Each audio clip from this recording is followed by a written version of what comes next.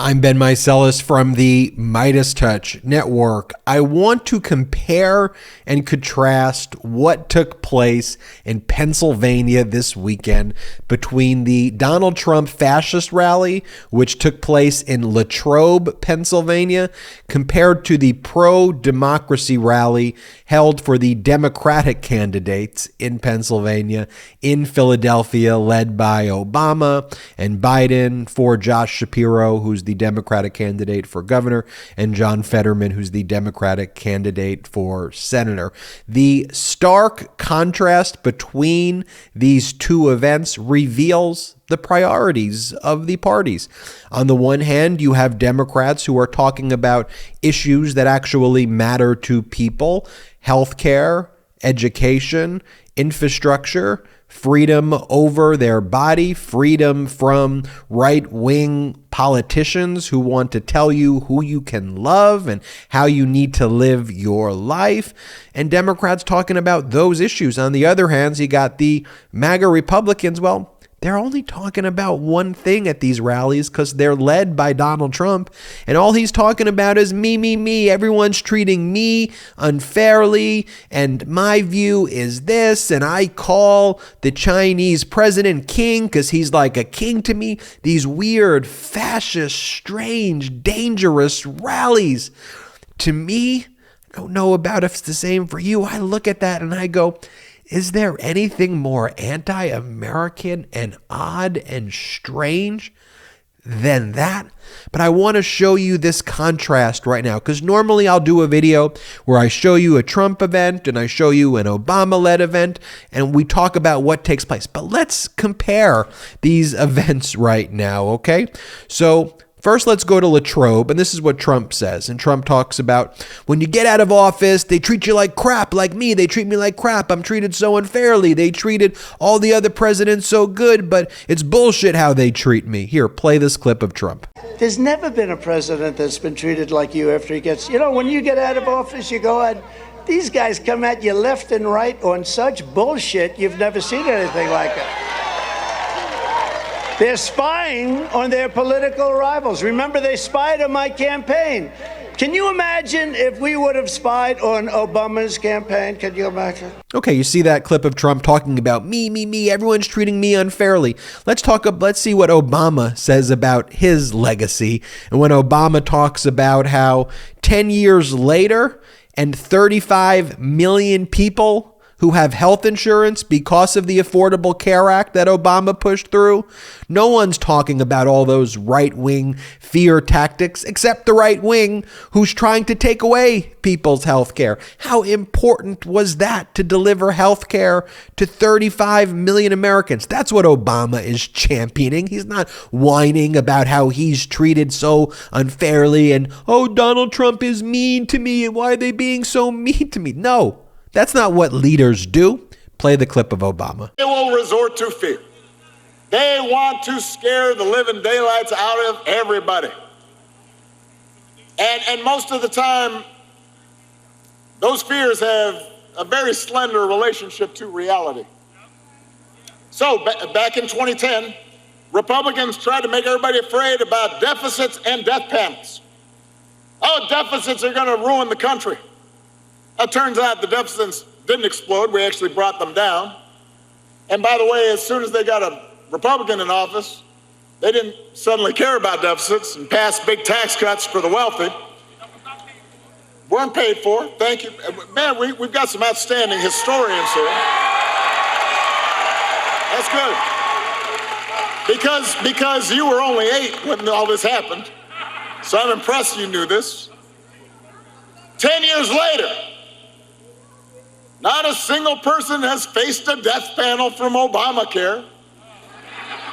On the other hand, 35 million people now have health coverage thanks to the Affordable Care Act, and Joe Biden just made it that much cheaper to sign up. And then in Latrobe, what Trump turns to is a priority that Donald Trump thinks is very, very, very important for most Americans, which is that Donald Trump wants to sue the Pulitzer Prize organization, because how dare Pulitzer Prize go and give the Pulitzer to journalists who covered Trump's relationship with Putin and Russia. Donald Trump says Bill Barr, the head of the Department of Justice, the Attorney General, he should have filed lawsuits against the Pulitzer. But even though I've got all these lawsuits, I'm going to sue the Pulitzer.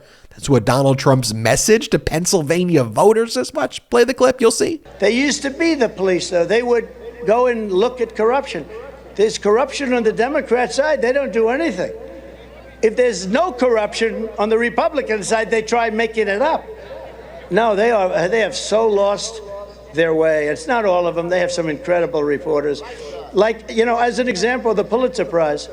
They got a Pulitzer Prize. New York Times gets a Pulitzer Prize. Washington Post gets a Pulitzer Prize for outstanding reporting on the Russia hoax, okay? But it turned out they were exactly wrong. It's now been, as they use the term, debunked. And yet they have a Pulitzer Prize. So I called for, and will be suing at some time. Right now I'm into so many suits, but I'm going to drop another one very soon on these characters. No, but think of it. Well, I'm doing what Bill Barr should have. Bill Barr should have been bringing these suits, but he didn't have the guts to bring them. So I have no choice. Okay, and then as part of Donald Trump's ranting and ravings of a complete lunatic, think about this. This is what he says. He goes, President Xi, I call President Xi of China, I call him king. I call him king because he's president for life. How incredible is that, to be president for life? President Xi is the king. What? Play the clip. When I went to China, because I actually, until the China virus came in, I had a great relationship with President Xi. He's now president for life. I call him king. He says, no, I am not king. I am president. I said, no, you're president for life. Therefore, you're the king as far as I'm concerned.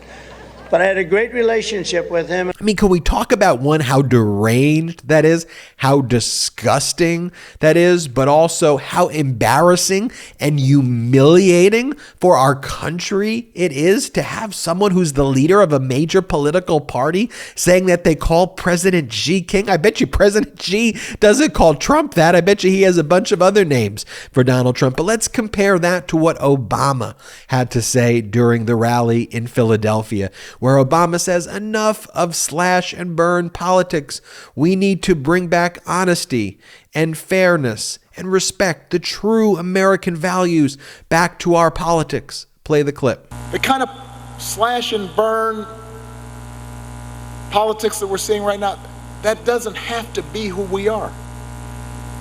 We can be better. And it has nothing to do, by the way, with political correctness or being too woke. It's about fundamental values that my grandparents from Kansas taught me. Values I grew up with, values you grew up with, values we try to teach our kids, values we learn in churches and mosques and synagogues and temples: honesty, fairness, opportunity, hard work, values that Josh Shapiro and John Fetterman stand for, values that Joe Biden stands for, values that were enshrined in our founding documents a few miles from here, a clarion call for freedom and equality that Philly's own Liberty Bell represents. That's what America stands for. That's who we are. I mean, can you think of anything more in stark contrast than what Trump said and then what Obama said?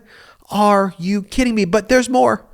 What does Donald Trump say about others in his own political party? Well, he calls Ron DeSantis Ron De Sanctimonious and makes fun of other people who are listed on a poll who are potentially being considered to run for president.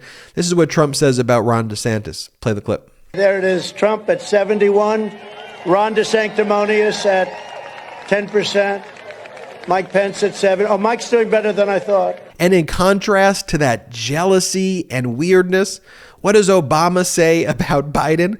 Obama talks about the presidency and says the presidency doesn't change you. It just shows who you are. Look how it showed who Trump is. This is who he always was. But look what it shows about Biden. What a true compassionate leader Biden is. Play the clip. You know, I can tell you that the presidency does not change who you are. You can tell by my successor, it didn't change him. It reveals who you are. It reveals who you are under the stress and strain of the presidency, and the decency, the empathy, the belief that everybody counts, that we have seen on display from Joe Biden these past 2 years. That's who he is. And that's why you need to vote for more leaders like him. That's why you have to vote for Josh Shapiro. That's why you have to vote for John Fetterman. They've shown you who they are. And look, to say that I am not a fan of Ron DeSantis is the biggest understatement imaginable. But I just want you to think about it. You know, purportedly, Trump and DeSantis and Pence are supposed to be part of the same political party. Yet Trump is spending the time before the midterm elections attacking and cannibalizing each other and mocking each other and coming up with these incredibly just mean and bizarre and strange nicknames for each other. How about talking about issues that actually, matter to people? And then what Trump says kind of towards the end of the rally, like this is Trump's closing statement. His closing statement is that he stole top secret records because every one of his speeches is a confession. And he says, I want to tell you about Air Force One. It's actually 2 airplanes in one. And I can't tell you much about it because I may be telling you top secret things. But then again, every president stole records and I'm allowed to steal records. Here, play this clip of Donald Trump incriminating himself. Again, not talking about any issues that actually impact the people, talking about himself and whining about himself, but talking about taking records right now and how weaponized the DOJ is. Here, play this clip. Now, Air Force One is actually 2 planes. It's 2 747 800s or 900s, and they're quite the plane, I will tell you. In fact, I can't even tell you what's on this plane because it might be top secret, and they'll try and say, oh, he violated a document. He's violated. Every other president takes their documents. I'm the only one. I can't have a document, but everyone else, they got them all over the place. They have them in Chinese restaurants and bowling alleys. You know that, right? The windows are broken, the doors are broken, they have no security. But it's okay for them, but not for Trump. Nah, it's a disgrace what's happening to our country. Okay, now compare that clip of Donald Trump incriminating himself about stealing classified records, and let's compare it to what John Fetterman was talking about around the same time when they were both giving these speeches. The Fetterman's talking about, I want to increase people's wages. I want people to have wages with dignity. Play this clip of John Fetterman. Who can live off $7.25 an hour? Oz refuses to commit to raising our minimum wage. I believe that all work has dignity and every paycheck must have dignity as well, too.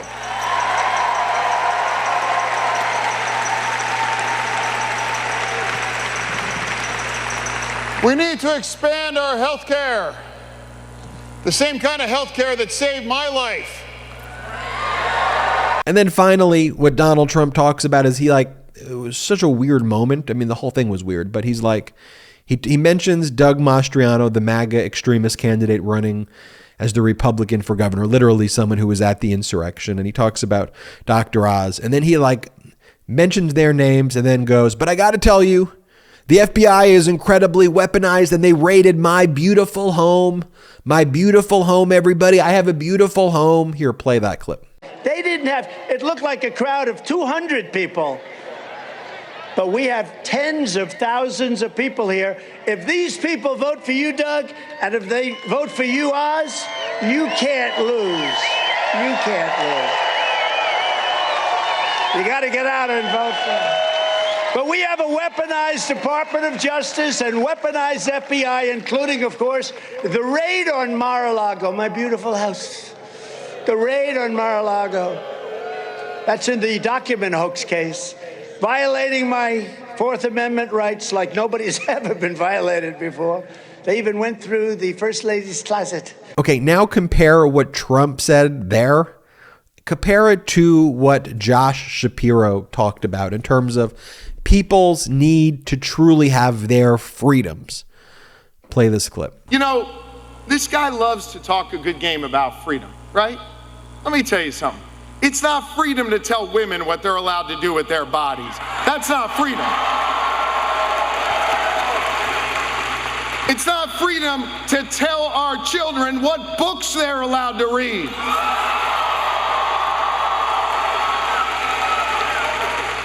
It's not freedom when he gets to decide who you're allowed to marry. I say love is love. It's not freedom to say you can work a 40-hour work week, but you can't be a member of a union. That's not freedom. And it sure as hell isn't freedom to say you can go vote, but he gets to pick the winner. That's not freedom. That's not freedom. But you know what? You know what we're for? We're for real freedom. And let me tell you what real freedom is. Real freedom is when you see that young child in North Philly and you see the potential in her, so you invest in her public school. That's real freedom. That's real freedom. Real freedom comes when we invest in that young child's neighborhood to make sure it's safe so she gets to her 18th birthday. That's real freedom.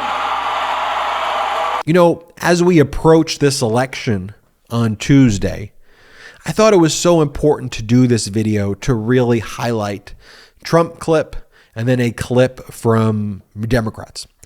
And you set aside politics for a second. Like, let's just say you didn't know that one side was a Democrat and one side was a Republican. Like, you just came from outer space and I showed you these videos and I told you that the purpose of this is to have discussions with voters about what it is you intend to do for them, because ultimately this is a job interview and you are telling voters how you will perform on the job since you work for the voters. What will you deliver to the voters? What will you deliver for your state, for your Commonwealth? What is it that you will do?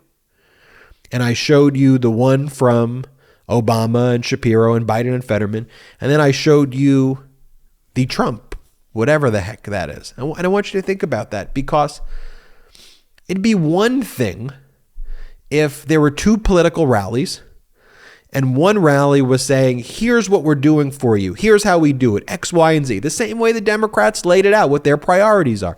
Healthcare, improving people's wages, building better infrastructure, protecting people's freedoms, making sure a woman has control over her body. Things like that. And then you showed another view, and it's people who have, some things are similar, some things are different, but there was like an actual discussion. Okay, well, this group feels this way, this group feels that way. They're each giving reasons for it.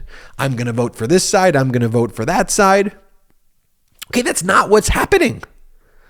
That's not what this is. There is not a legitimate political discourse occurring with two political parties. Democrats are talking about an agenda and a policy that helps people, that the Democrats believe help people.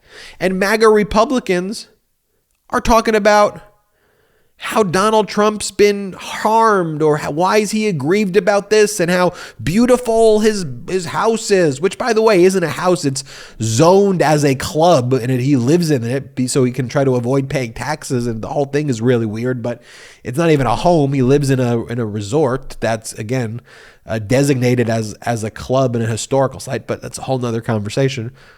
And him talking about, here's this crime I committed, and the DOJ is coming after me, and I'm going to sue this person. What? That's, as I say, that's why right now it should be very easy to be a Democrat. One day you may say, you know what? I don't know. I like this Republican candidate better than this Democrat because I think their policies work better. Maybe there's one day where that'll happen. I don't know. But we're not anywhere near that right now. We got one party, the Democrats, who are the only party supporting our democracy, talking about issues for people, upholding true law and order, what it really means.